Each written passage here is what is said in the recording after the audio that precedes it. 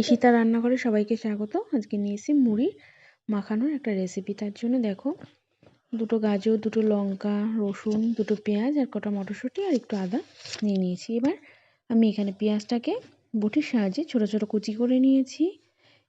দেখো, একদম ছোটো ছোটো করে নিয়েছি। এদিকে মটরশুঁটি ছাড়িয়ে নিয়েছিলাম, নিয়েছি আদাটাকে গ্রেট করে।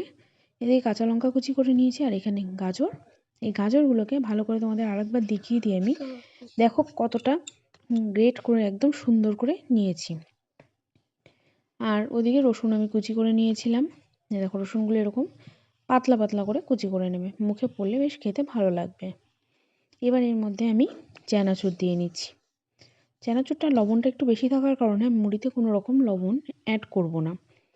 চানাচুরটা একটু বেশি পরিমাণে আমি দিলাম, দিয়ে এগুলোর সাথে আমি সব কিছুর সাথে একটু মাখিয়ে নেব আগে। দেখো, আমি এভাবে হাত দিয়ে এগুলোকে ভালো করে মাখিয়ে নেব। কেউ চাইলে তেল দিতে পারো, আমি তেল দিয়েছিলাম, তো সেটা তোমাদের সাথে শেয়ার করা হয়নি। দেখো, আমি এখানে মুড়িটা দিয়ে নিলাম। এবার মুড়ির সাথে এগুলো আমি ভালো করে মাখিয়ে নেব। আর কেউ না চাইলে যে তেল খাও না, তারা তেল নাও দিতে পারো, তেল না দিলেও খেতে খুব ভালো লাগবে। আর এদিকে আমি চপ নিয়ে নিয়েছি, দেখো কতটা সুন্দর।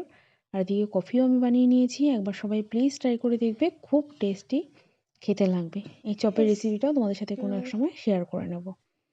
দেখো, হেভি টেস্টি। Thank you.